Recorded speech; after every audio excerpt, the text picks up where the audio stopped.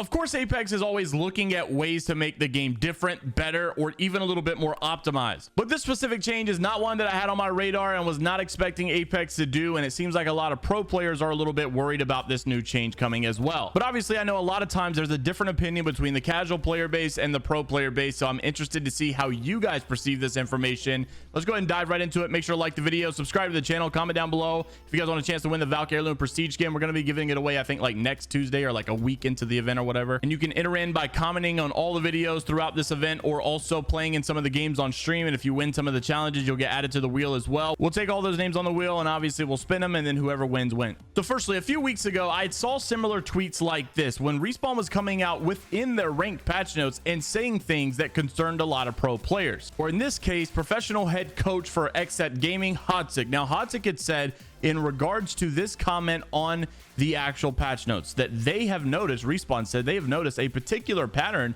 in both ranked and ALGS levels of teams that stay outside of the ring and delay interacting with other teams in order to gain points. Hodzik responds and says if they tackle zone crafting medkits, and why not turn off crafters after they've been in zone for some time, or even make it like comp where heat shields don't exist in ranked. People do not craft an ALGS to avoid fights like ranked players do. So he then references the Crowd Rendo tweet that actually shows that Respawn seems to be trying to change the ring values in Apex Legends, and here was his tweet as well.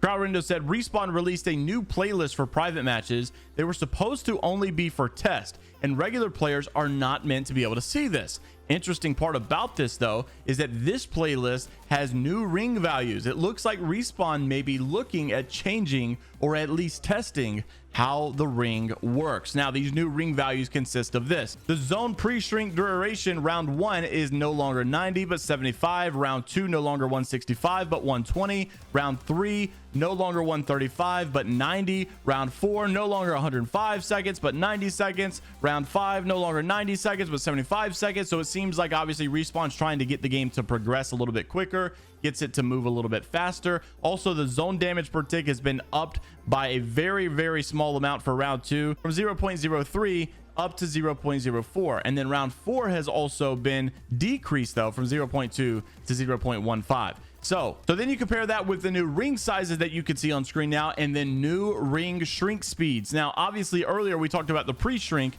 I'm pretty sure this is just a countdown timer of, like, 90 seconds before the zone ends or before the zone starts coming in, right? So obviously those are the pre-shrink durations. That's how long it is until the next ring starts, right? Well, these are the actual ring shrink speeds.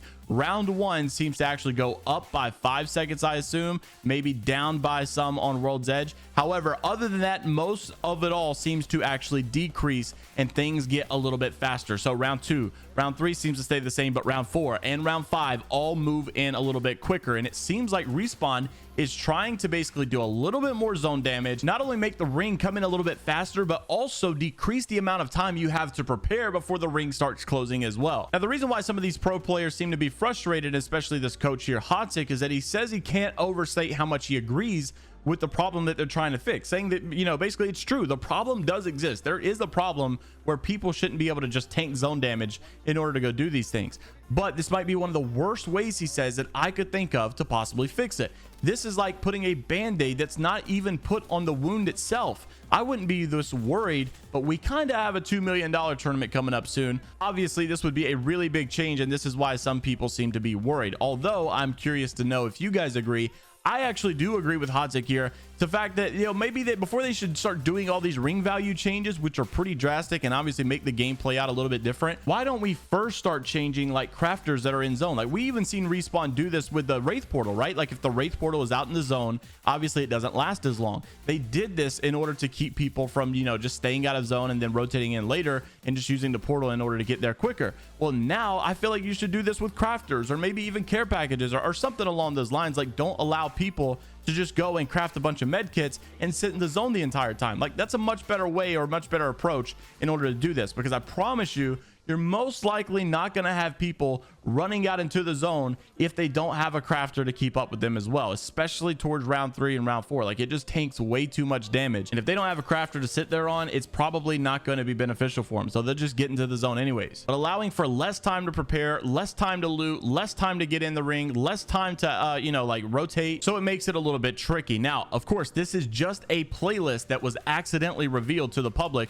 and if you guys go in a private match right now, you'll see this game mode called select a game mode. It's called limited time, but it doesn't work at all. So is this a test that's coming into season 18 that they're working on, or is this just something that's going to be sitting there and they're going to go in a new direction before it's all said and done? Interested to see what you guys have to say down in the comment section below. Of course, make sure to like, comment, and subscribe, and until the next time, I will see you all later, Gators.